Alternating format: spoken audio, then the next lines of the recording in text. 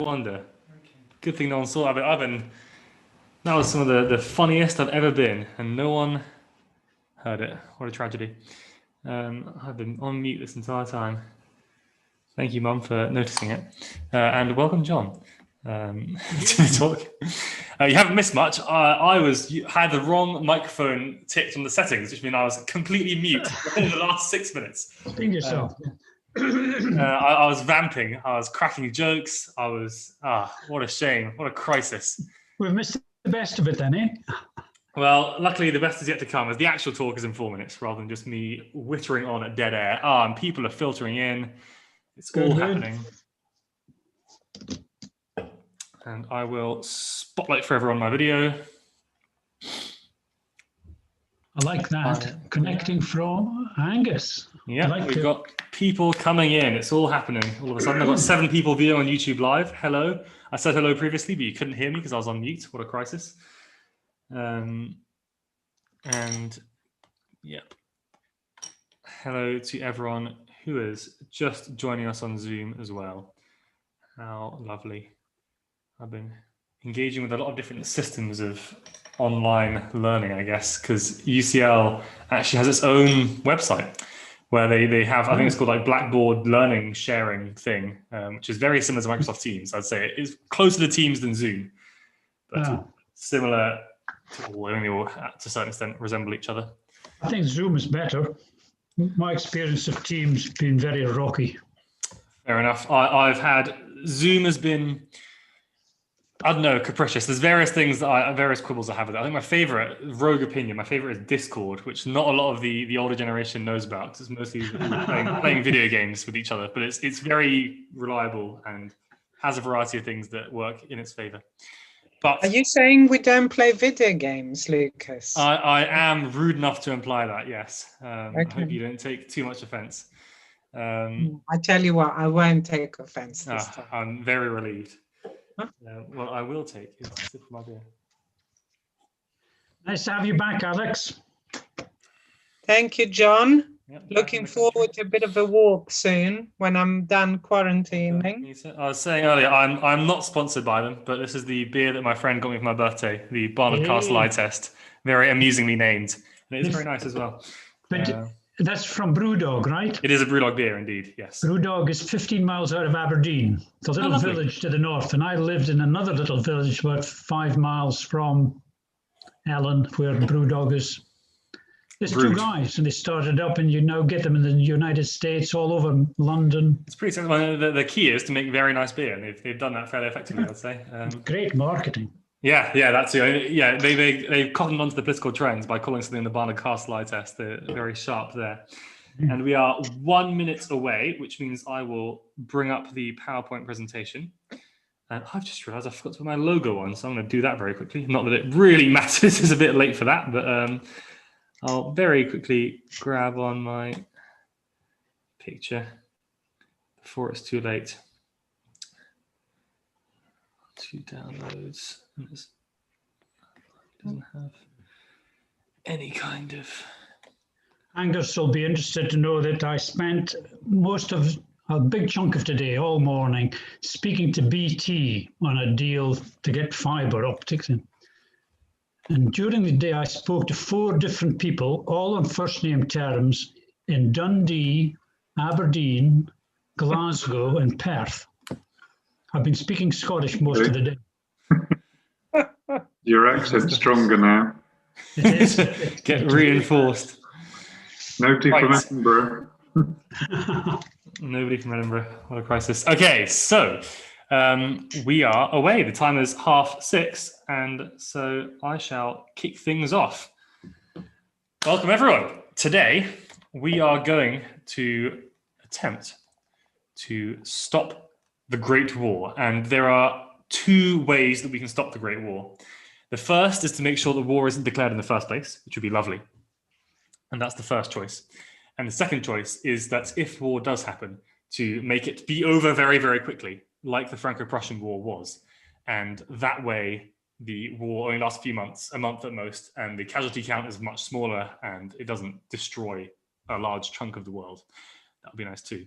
And we're going to have a look at various points where that could have happened, and afterwards retrospectively look at how feasible it actually was that war would have been averted at these crisis moments.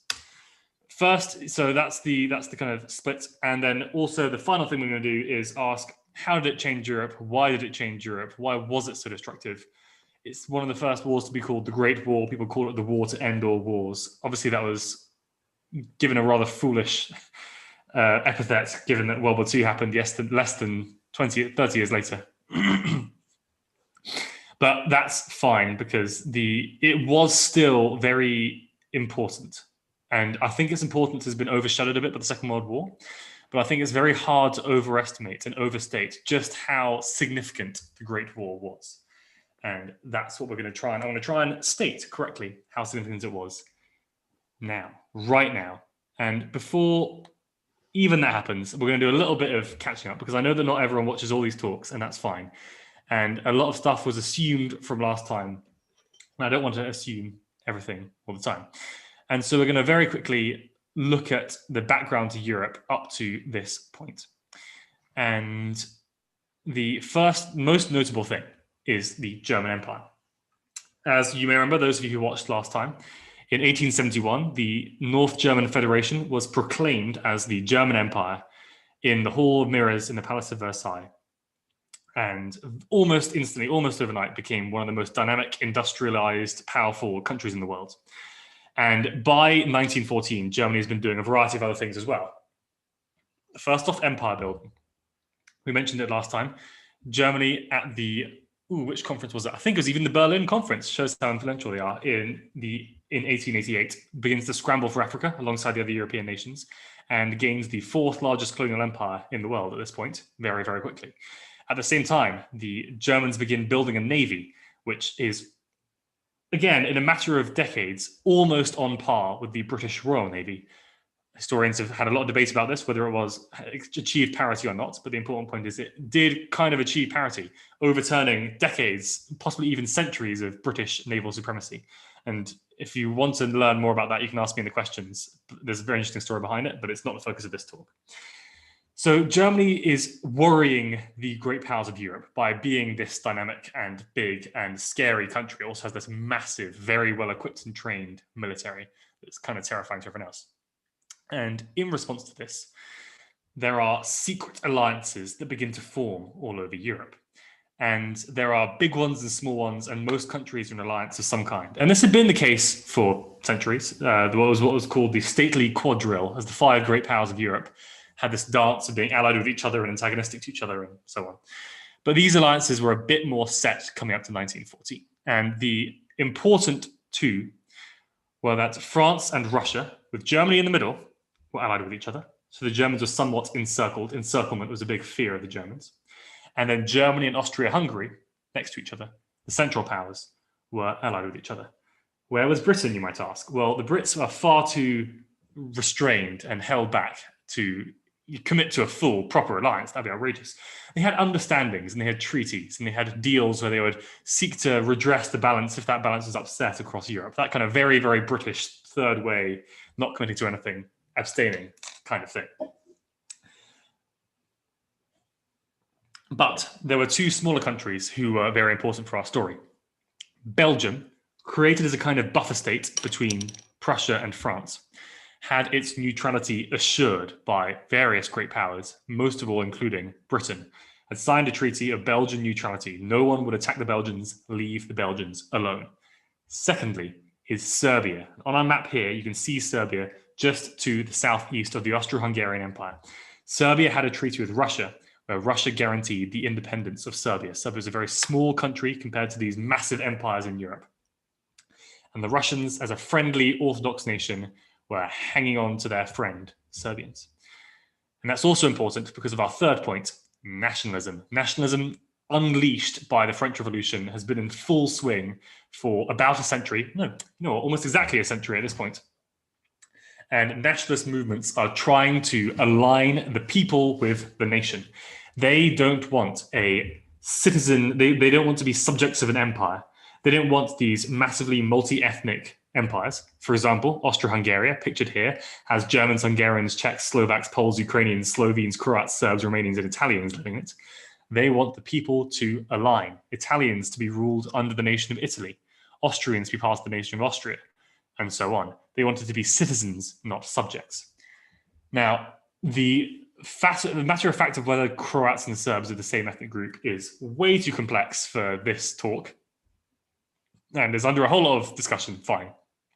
But there is similarities, and many Serbians want that southern bit, you can see that's kind of a nice beige, of modern-day Croatia and Bosnia to be a part of Serbia. And in fact, there's a lot of strain and stress being put on the Russian, Ottoman, and Austro-Hungarian empires, these vast multi-ethnic empires. A lot of stress is put on them to be broken up into smaller units that would reflect the ethnicities of the people within. And as we shall see, that's basically what happened. But there was a triggering moment that caused a massive diplomatic crisis. But before we get to that, we should very quickly look at what the plans of the various nations were in the event of a war. Because people kind of knew that based on these alliances and based on the tension and the unbalance of the German Empire, there might well be a war very, very soon. The Germans had what they called the Schlieffen Plan, named after Mr. Schlieffen, who had been Field Marshal of Germany. And his idea was that he realized that the French and the Russians were on either side of Germany. That was very scary. No one wants to fight a war on two fronts because you can't face one where you're being attacked from the other side. So the German plan was quite brilliant, actually, and it involved a lot of very careful, very German planning. Was Russia is a massive country, and what countries do when they're about to fight in this era is they mobilize all the reserves, all the people who are in Britain. You have the Territorial Army, that kind of thing. They get called up. They get their uniforms and their weapons and that kind of thing, and then they move up and fight. And your mobilized army is absolutely massive. That's the idea. So you can fight a huge war with a huge mobilized army. The Germans knew that the Russian mobilization would take a very long time because Russia is huge and has quite poor rail communications. However, the French would be much faster at mobilization.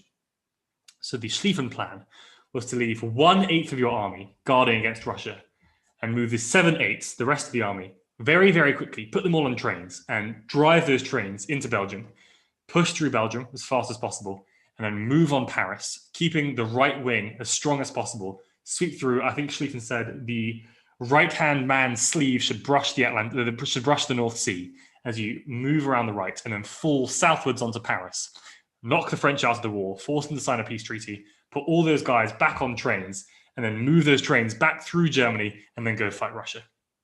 And it involved ridiculous amounts of planning and like railway schedules to know exactly what train each person would have to take, the ability to move all the equipment back and forth across this pretty big German empire, and to plan exactly how long it would take to fight each battle, take each strong point and city, all this ridiculous amounts of planning. Meanwhile, the French had what's called Plan 17.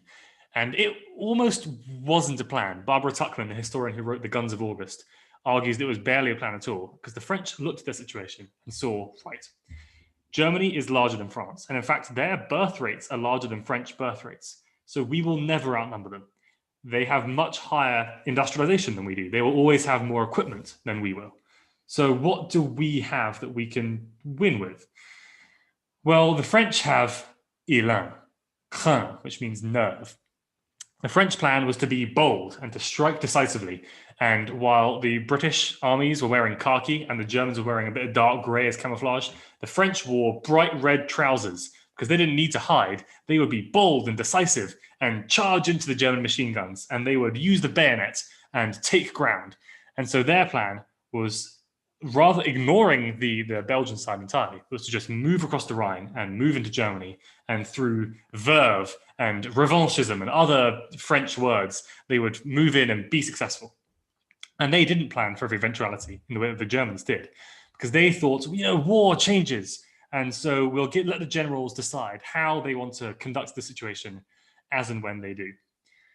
A final point to talk about for plans, because obviously the Russians and the Austrians and other nations all have plans, but the focus here will really be on the Schlieffen Plan and what happened in Belgium and France. We're only going to focus on the first month of the war in August. That's it. To keep our focus tight, because the final nation that's important for this is Britain. the British had a very, very small army compared to everyone else. They had a very vast navy. Britain was a good naval power. It's always been the case. Britannia rules the waves, so on and so forth.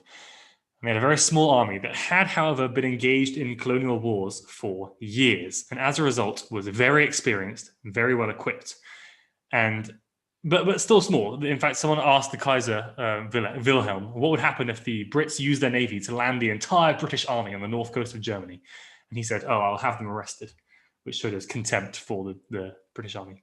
And the Brits, they really didn't want to get involved in a war on the continent because that just seemed like it would go badly for them. But they wanted Europe to stay where possible balanced. That was the key. They didn't want Germany to overwhelm anyone or anything that of the like to happen. So the Brits wanted to stay neutral if possible, but if they had to, they would maintain, first off, Belgian neutrality, and second off, the balance of power in Europe. So there is this crisis that everyone's been waiting to happen. It happens. On the 28th of June, the Austro-Hungarians have a parade through the town of Sarajevo in modern-day Bosnia, very near the Serbian border, on the anniversary of a famous moment of national tragedy for the Serbians. It's a long story to get into now, but it's this huge defeat that the Serbians are still kind of bitter about. And the Austro-Hungarians, the victors of that battle, were having a military parade through this kind of Serbian town. And at the head of this procession was the heir to the Austro-Hungarian throne, the Archduke Franz Ferdinand. And a Serbian nationalist organization called the Black Hand Gang decided this would be a prime opportunity to show the Austro-Hungarians that Serbia means business. And so 7 members of the Black Hand Gang infiltrated the town of Sarajevo and tried to kill the Archduke Franz Ferdinand. And to cut a very long story short, they succeeded. There were various crazy coincidences that caused it to be the case. One member threw a bomb at the procession and it missed, and other people were wounded, but the car containing the Archduke didn't get hurt. And then the Archduke went to visit the victims in hospital, and his driver got lost in the narrow streets of Sarajevo, and his car stalled right next to a man called Gavrilo Princip, who was a member of the Black Hand Gang, who suddenly saw he had given up. He thought the plan had failed because the bomb didn't kill the Archduke. He was eating a sandwich, and suddenly this car stalls right in front of him as he's holding a gun and eating a sandwich, and he jumps onto the running board of this car and fires 2 shots and kills the Archduke. And this causes an immediate diplomatic crisis, because once the Austrians move in and arrest, capture the various conspirators that they can find, it becomes quite clear that the Serbian government may have had a limited amount of involvement in this. For example, the conspirators admit that the guns they used were given to them by a major in the Serbian army. Not a very, very high ranking, but still a fairly high ranking officer in the Serbian army, which makes the Austrians very upset indeed. Imagine if, while Mike Pence was visiting a US military base in Iraq, he was assassinated, and it turns out that the Iranian government had something to do with it. What do you think that would do to US-Iranian relations? Well, you can guess. And this causes what's called the July crisis, where there's an immediate accusation from the Austrians that the Serbian government was involved in the plot. And the Austrians and Germans at this point go into talks to discuss what is the plan here, because they know that Russia backs Serbia, France backs Russia. And the only way that they can think of to invade France is through Belgium. And they're worried that if they go in through Belgium, then the Brits will get involved on the side of the Belgians. And then suddenly it's very, very bad for them. So they have talks. And at the moment, it seems like the Germans want war. The Kaiser and the various chiefs of staff of the German military seem to be really, really going for it.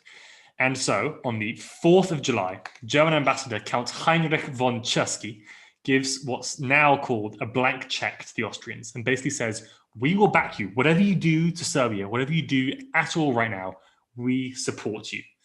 Basically saying, go for it, kid. Go start a war. We'll support you.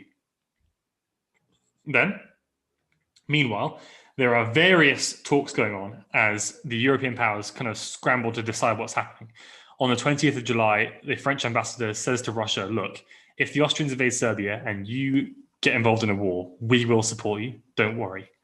And at the same time, on the 21st of July, well, a day later, the Russians warned Germany not to support the Austrians too far. Now, on the 23rd of July, so things are moving very, very quickly, and in some cases happening almost simultaneously. So I'm going to try and, pass it, and we'll get us through this. Don't worry, it's going to be okay. The Austrians deliver an ultimatum to Serbia that a couple of figures in the Austro-Hungarian government oppose, but very few do. And it has various points, and it's essentially meant to make the Serbians refuse. It says, for example, remove from the Serbian military and civil administration all officers and functionaries whose names the Austro-Hungarian government will provide.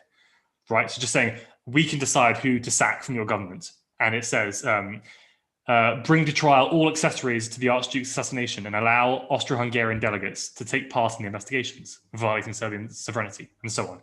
And they give the Serbians 48 hours to agree, essentially. Which is not enough time at all. There's like loads of others. 10 points to the ultimatum. It says, we should remove stuff from your school books that we don't like, that preaches Serbian aggression against Austro-Hungary. Like, there's no way you can do it in that time. And the Serbians, to their credit, try to agree. They say, fine, yeah, we accept your ultimatum, except for a couple of points, and we haven't got time to find the assassins. Give us more time, is their demand. Now, at this point, when the ultimatum is delivered, Britain freaks out. They didn't even realize a crisis was really happening.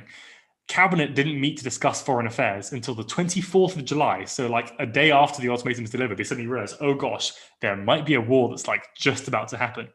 And it seems like Berlin is going for it. So Britain offers to mediate 4 times in the next week. At this time, the Serbians, realizing that their refusal of the ultimatum, effectively refusal, is possibly going to cause a crisis. On the 24th and 5th of July, so like a day later, Serbia and Austria start mobilizing. They start calling up their reserves and start getting ready for a war. At the same time, France starts getting ready as well. They order French troops who are in Morocco to return to France. In response to this, on the 25th, Russia begins a partial mobilization. So they're mobilizing forces, but only facing Austria. Now, this causes the Germans to freak out because remember, their whole plan was based around the fact that the Russians would take ages to mobilize. The Russians have already mobilized, the Schlieffen plan falls apart and they can't do anything. So at this point, in 25th of July, there are various talks as the politicians are scrambling, events are taking hold of the people. The people are trying to backtrack. And the British foreign minister, his name is Gray, suggests to the Germans that an Austro-Serbian war doesn't concern Britain, but an Austro-Russian war does. And everyone's trying to localize the war, stop it from spreading. On the 26th of July, Kaiser Wilhelm sees the Serbian response, sees them say yes to basically every part of the ultimatum. He says, I quote, every cause for war falls to the ground. Look, we can't do this anymore. And tells his chancellor to tell the Austrians, we rescind the blank check. We don't back you anymore. It's fine. We should stop the war. It's too late. We've lost the element of outrage. It's been 3 weeks until you gave your ultimatum. It's fine. But the chancellor, Bethmann Hollweg, is furious at the slip-flopping from the Kaiser and lies to him and doesn't tell the Austrians that the Germans are pulling back from the brink of war. So 2 days later, on the 28th of July, Austria declares war on Serbia. And at this point, we're right at the point where it's basically too far, because that same day, almost like hours after Austria declares war, the chancellor realizes that he's wrong and that this shouldn't happen and that it might go very poorly wrong. And they start urging the Austrians to be peaceful. And the Serbians accept every clause of the ultimatum.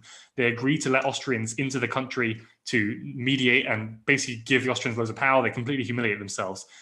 But it's too late, because on the 30th of July, Russia calls for general mobilization and begins calling up all its reserves all over the country to move to the west. And now the trigger is pulled, the gun wasn't unloaded by the diplomats or the politicians, and Germany mobilizes on the 1st of August and declares war on Russia, France, and Belgium, forced by their timetable. Once the Russians mobilize, they have to, and they have to move in through Belgium. So on the 4th of August, as the German advance starts, Britain declares war on Germany as well, and we're off, and it's too late to stop them. And there are various other attempts, even as the armies were beginning to move. when the Kaiser was trying to stop this attack on France and say, no, let's just fight the Russians and hope the French won't do it and stop this general war. And Field Marshal von Moltke says to the Kaiser, and I quote, "Your Highness, you cannot improvise the movement of millions." Maybe he was right. And the Germans, upon seeing the British declaration of war, are astonished. Because as far as they're concerned, the only reason the British are involved at all is to help Belgian neutrality. Belgian neutrality, who cares? The Chancellor calls that neutrality clause a scrap of paper in his famous remark. And the Brits are forced into the war and take a very small British expeditionary force into France. The Germans have, it doesn't matter what the sizes are exactly, who cares about the numbers? They have 70 divisions along the French front, and the French have 70 divisions too, and the Brits have 4. So it's a very, very small little British force that's getting into France to do its bit. Will it matter? We're about to find out, because the Germans move on with their plan. And various contingencies go wrong for Germans very quickly. For example, the Belgians don't just let the Germans move through their land. The Belgians fight back as hard as they can. Obviously, it doesn't do them much good because they have a very small army, and it's Germany. But they try, and the German people blow up railroads and bridges and roads to try and slow the Germans down, because everyone knows the Germans need to move really, really quickly. They have 36 days to knock France out of the war before it's too late and they have to fight a two-front war, and they realize they're screwed. And so they move through, and I'm going to quote now at length from an American journalist in Brussels who describes the German advance through Belgium for you, because it's quite striking, this long first-hand account. He describes first off seeing the Germans appear in Brussels as the Belgian armies are just smashed to pieces by the German advance. And the Germans advance, and at first he's terrified and horrified. And then as hour drags on, he gets bored because there are so many, it's just the same thing. People are moving through and moving through. And I quote, "Boredom gave way to wonder. The thing fascinated you against your will, dragged you back to the sidewalk and held you there open-eyed. No longer was it regiments of men or marching, but something uncanny, inhuman, a force of nature like a landslide, a tidal wave, or lava sweeping down a mountain. It was not of this earth, but mysterious, ghost-like. It carried all the mystery and menace of a fog rolling toward you across the sea. All through the night, like a tumult of a river when it races between the cliffs of a canyon, in my sleep I could hear the steady roar of the passing army. And when, early in the morning, I went to the window, the chain of steel was still unbroken. It was like the torrent that swept down the Connemore Valley and destroyed Johnston. This was a machine, endless, tireless, with the delicate organization of a watch and the brute power of a steamroller. And for 3 days and 3 nights through Brussels, it roared and rumbled, a cataract of molten lead. The infantry marched singing, with their iron-shod boots beating out the time. They sang 'Fatherland, my fatherland.' Between each line of song, they took 3 steps. At times, 2,000 men were singing together in absolute rhythm and beat. It was like blows from giant pile drivers. When the melody gave way, the silence was broken only by the stamp of iron-shod boots, and then again the song rose. When the singing ceased, the bands played marches. They were followed by the rumble of the howitzers, the creaking of the wheels and of chains clanking against the cobblestones, and the sharp, bell-like voices of the bugles. For 3 days and 3 nights, the column of grey, with hundreds of thousands of bayonets and hundreds of thousands of lances, with grey transport wagons, grey ammunition carts, grey ambulances, grey cannon, like a river of steel, cut Brussels in two. That's from Richard Harding Davis. So it's pretty terrifying what's happening. And so far, it looks like the German plan is succeeding. The French ideas of using boldness, it turns out, isn't very effective against, machine guns and heavy artillery. And so the French try to attack, but basically start being destroyed. And they fall back on every front after the first 2 weeks of August. And they begin pushback, and in every section all along the German border, the French are in retreat as Belgium is overwhelmed. And the Germans, it seems, are barreling headlong towards Paris. And something happens.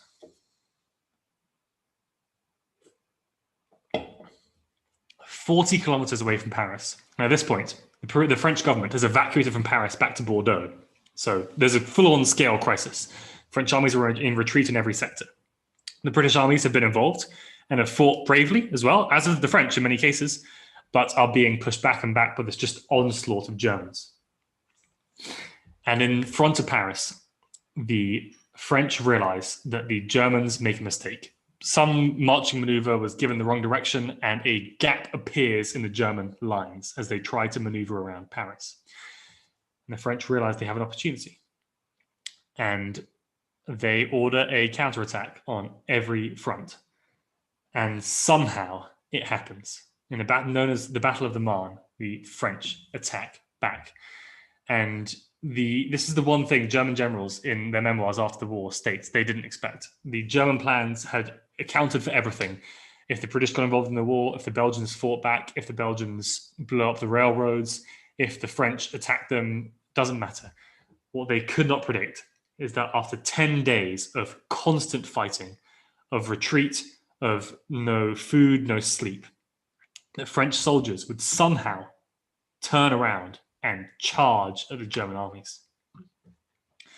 And the French beg for the British to get involved. The British main concern has been to make sure their small army doesn't get destroyed in France. Because if the British Expeditionary Force gets destroyed in France, Britain is open to the Germans, and the Brits are terrified of that. So the leader of the British Expeditionary Force, confusingly named Sir John French, but he's not French, he's English. And in fact, he doesn't speak a word of French, and he kind of doesn't like French people for the most part. He is persuaded when Joseph Joffre, the French commander-in-chief, talks to him personally to attack in the Marne. And Joffre says, the lives of all French people, the soil of France, the future of Europe depends on this offensive. He says, I cannot believe the British army will refuse to do its share in this supreme crisis. History would severely judge your absence. And we are told he then pounded the table and said, Monsieur le Marshal, the honor of England is at stake. And Sir John French, with tears rolling down his eyes, tried to agree in French, but couldn't say it. And I quote, damn it, I can't explain. Tell him we will do all we possibly can. And the French attack on the Marne, and 2 French armies attack 2 German armies. And a gap appears. And you can see some arrows on the map that we have here on this slide. And the British Expeditionary Force, which were it not for the scrap of paper, wouldn't be in France at all, marches into that gap. And the Germans realize they're about to be encircled. And so they pull back. They pull back all the way to the River Ain, some 20, 30 kilometers north. And the line solidifies. And the war lasts. Because the 2 armies held in the front of Paris try to find a way around each other. And they have what's commonly called the race to the sea, which is kind of a misnomer because it's the race to get around your enemy before you get to the sea, if that makes sense. If we go back to the map here, you can see the English Channel on the map, and the 2 armies try and work their way around each other, outflanking, outflanking, outflanking. Before they can outpace the other, they hit the sea, and there's no more land to touch. And so the 2 sides dig in and dig down into trenches where they're hidden from these massive new artillery pieces and machine gun fire. And they wait, and the lines barely move for the next 4 years. And there is fighting on other fronts as well. In Russia, in the Balkans, in the Middle East, in Africa, on the high seas, there are naval battles. But on the Western Front, the war lasts for 4 years and 10 million people die because of a variety of factors, as we discussed. So to conclude, first off, it's worth commenting on how useful is it to ask what happens. Is it worth discussing, what would a German victory look like in the First World War? And I think there is some value to it because it's interesting what kind of worst case scenarios and best case scenarios are there, and how many things had to come true for what happened to happen and for France to survive the first month of the First World War and then go on to win the First World War. And as to the question of could the war have been stopped or ended early, it does seem possible. At the outbreak of the war, it seems that almost no politicians actually wanted to fight. On the actual day when everyone declared war and everyone else, they had been kind of dragged on by overeager military staffs who had told them that it was inevitable. Oh, there's nothing we can do. As I said, you cannot improvise the movement of millions. These schedules mean we have to fight right now. But there have been a lot of studies done afterwards where people have argued that that's not really true. And if the politicians hadn't listened to the generals, they probably could have thrashed out some kind of peace accord. As for the Battle of the Marne, could the French have been knocked out of the war really early? It seems likely. There are a variety of things that happened. For example, the British getting involved. Midway through this campaign, the Germans shifted 2 corps from the west over to the east because they were worried about the Russians invading them, which weakened them possibly just enough that the French could counterattack and break through and make them retreat. There are other things like that. It seems crazy, but it seems possible that the Germans could have done it. And as for what would happen to the world after and during World War I, in brief, mentioned because it is 701. First off, and you can see a clue behind you on the slide here, the Russian Revolution. That's a picture of Lenin calling for peace, bread and land. The First World War is very bad for Russia, and the government collapses. And it's not just the Russian Empire that collapses. The German Empire, the Austro-Hungarian Empire, and the Ottoman Empire all fall apart, and dozens of new nations are created in its wake. Other monarchies as well collapse, incidentally. This is the end of old Europe. Female suffrage appears as the women worked in the factories or the men fought for the first time. And it would be after the First World War when, for example, most countries give women the vote as women realize their value in the workforce, I suppose. And most important on a cultural standpoint, as Barbara Tuchman puts it, the historian who wrote The Guns of August, is disillusionment.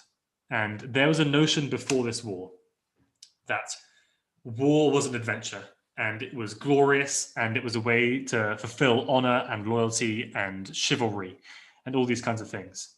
And to finish off this talk, I'm going to quote from Wilfred Owen, the famous war poet, who said, "If you could hear at every jolt the blood come gargling from froth-corrupted lungs, obscene as cancer, bitter as the cud of vile, incurable sores on innocent tongues, my friend, you would not tell with such high zest to children ardent for some desperate glory the old lie, dulce et decorum est, pro patriae mori," which means it is sweet and proper to die for your country.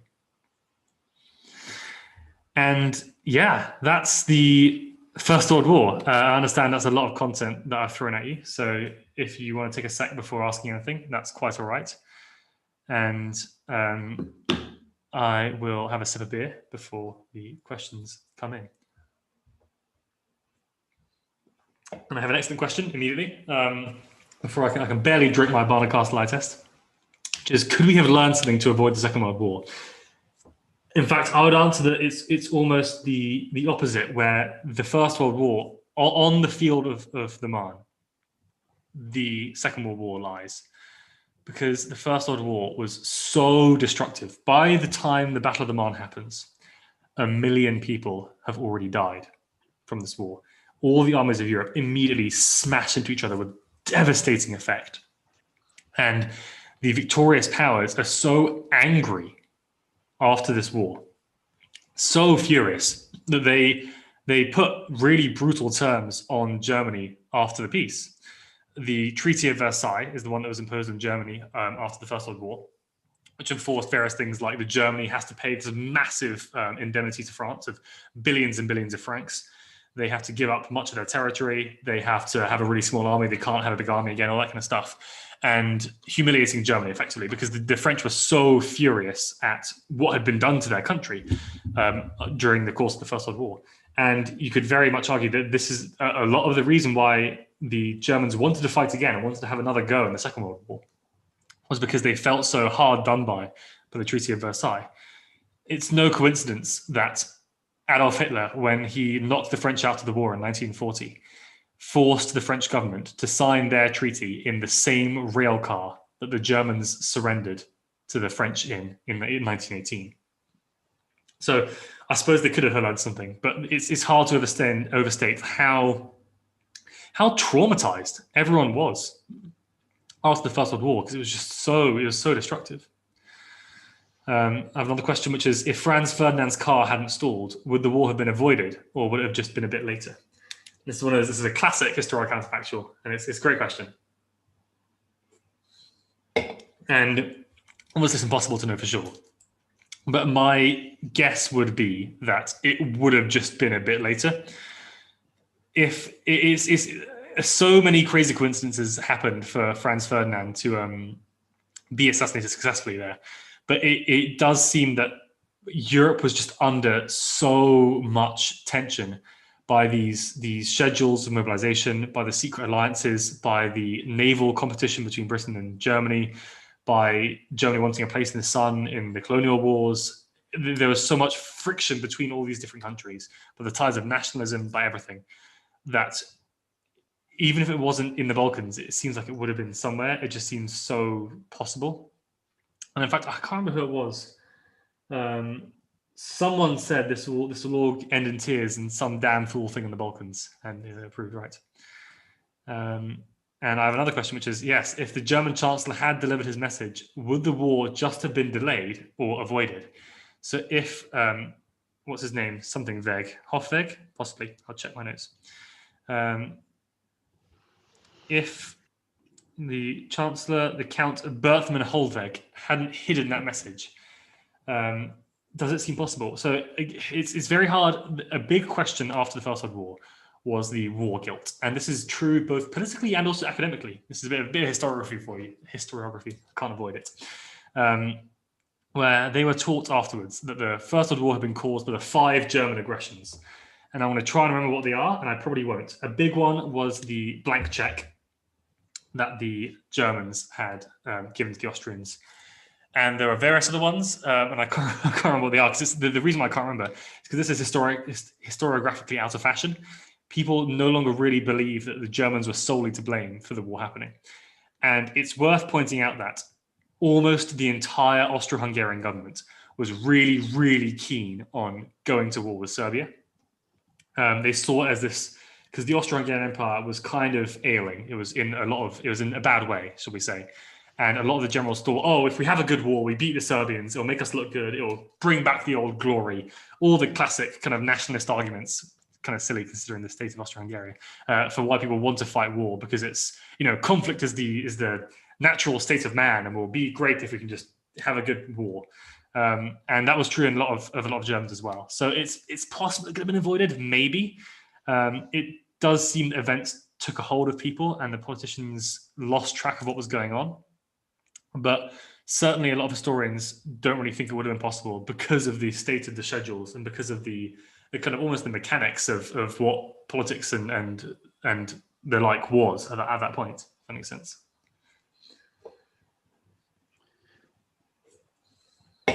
If you look at the can you hear me? Yes, I can hear you.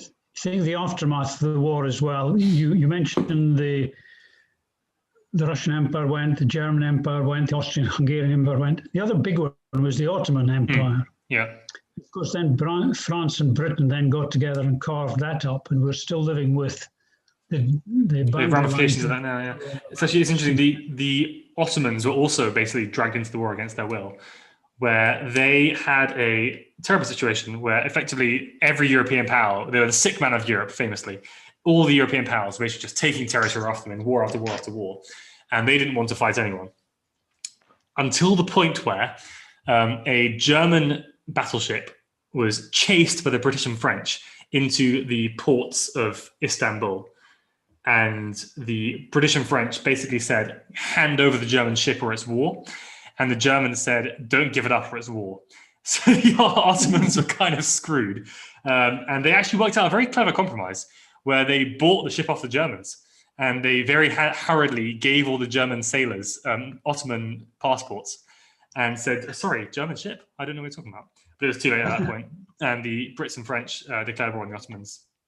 And there were various crises. And in fact, one of the biggest ones was the Armenian genocide, which took place during the course of the Great War, as the collapsing empire desperately sought to blame their collapse on an ethnic group within their boundaries.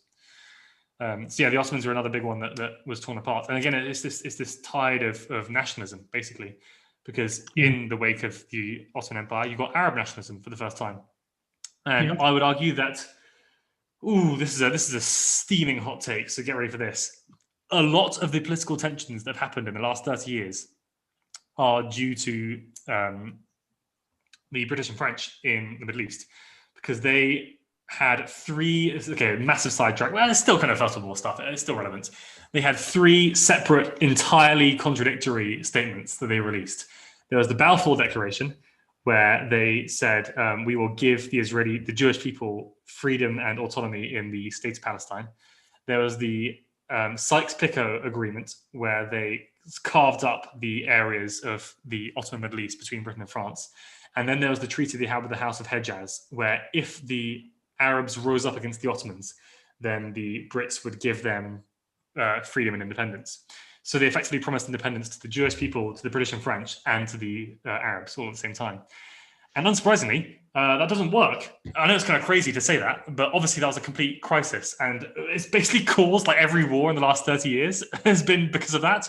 And like even ISIS have said openly, well, when they were still a thing, suckers, they openly said, we will smash Sykes-Picot. That's like one of our goals. So it's kind of ridiculous that is, as you said, still causing problems to this day. Mm-hmm. And that really shows, that's one of the failures of nationalism. It seems really easy to say, look, for example, Germany and Russia both own territory where there's loads of Polish people that live there. So why can't we just have a Polish nation again? There hasn't been one for a while. And then the people can rule themselves. But it turns out that that's not possible because people intermingle and move in and all populations are spread out. And that's why basically every attempt to partition borders in the last 100 years has failed. And it's caused problems. And that's why, for example, you have in Northern Ireland today, or the India-Pakistan partition, or North Korea, South Korea, or any, all of these ones are all doomed to fail because of the nature of people and how they live amongst each other and have overlapping layers of identities. You cannot create nationalist nations, if that makes sense. And Max Weber, the philosopher / historian / economist / everythingist, argues that the nation state is kind of doomed to fail because of this impossibility of aligning the people with the nation. That seems like a nice thing to do, but it just can't be done. Another thing you might want to comment on, you mentioned the British Army was quite small, very professional, but small. Mm. And most of it was out in the Empire anyway, doing what it did in the Empire. But the Navy was massive. Although it's been said that you could take the two next biggest navies in the world and it wasn't as big as the Royal Navy. So this is actually... the other thing, just to underline that, was that before the First World War, Britain was spending something like 20% of its GDP just on the Royal Navy. We had fleets in the Pacific. Yeah, this is the important issue. This is one of these kind of technical noodly bits. So if it's not interesting to people, I'm sorry, but it's interesting to me. Is that the British had a policy. It was a specific policy. It wasn't just to be said that they would have a better navy than the next two biggest navies put together, and that way they would make sure that they'd never be overmatched in any kind of naval conflict. Yeah. However, this ran into an issue when some very clever British engineers constructed a ship called the HMS Dreadnought that was so powerful it instantly made every other ship in the world obsolete. Indeed. Sounds great, right? But here's the issue: as soon as the Germans build one, suddenly the Germans have exactly the same naval strength as the Brits. So that entire thing is completely unbalanced. And so that's why the British had an extremely powerful navy and were spending vast amounts of money on it. But the Brits were absolutely not certain at all that they could beat the Germans because the Germans were able to so quickly gain near naval parity. And that's why there's basically only one major naval engagement in pretty much the entire First World War between Britain and Germany. And apart from that, on the surface that is, apart from that, the Brits and Germans just hid their fleets in ports because the fleets were so expensive that they couldn't afford to lose them because it'd be such a big disaster. And nor could they afford to even put them in a fight. So it kind of ended up being a pretty moot point, which is quite embarrassing considering, as you said, but a huge navy. And although there was something approaching parity in the North Atlantic, if Britain had brought in its fleets from other parts of the world, it was just a massive, massive machine. Indeed. 20% of GDP in today's money would be the whole of the National Health Service, the whole of the education budget, and the whole of and the defense budget put together just on ships. It's on parity with the American military spending. So that's the issue with the Navy. And in fact, just to finish off, because it is 15:15 now, as it happened, what ended up being the case was that the Brits did blockade the Germans, which is what the Germans were afraid of, and began to starve Germany off from imports. And so the Germans retaliated by using submarines to target shipping in the Atlantic. And eventually, among other things, this is what brought the Americans into the war and would kind of spell the death knell for the Germans. Because even though the Germans were able to eventually knock the Russians out of the war, once the Americans got in, it was pretty much all over. And yes, the time is 16 past, so I will release everyone now. Thank you all for coming along and watching / listening to this talk. I hope you found it instructive. In 2 weeks' time, we will have the penultimate history talk, where we're going to look at how fascist governments used history as a weapon to justify their policies and get their populations on side. And we'll look a bit about the actual history of the fascist governments themselves, but mainly the focus will be on the use of history as a political tool, which has become extremely relevant in modern climates, given all the statue pulling downs that have been going on. So get ready for some modern analogues and some hot political takes. And I look forward to seeing you all there. Thank you all so much for attending. Thank you, Lucas. Thank you, Lucas. Thank you, Lucas. Excellent talk. Thank you. Bye. Thank you. I'm working out to end. There we are.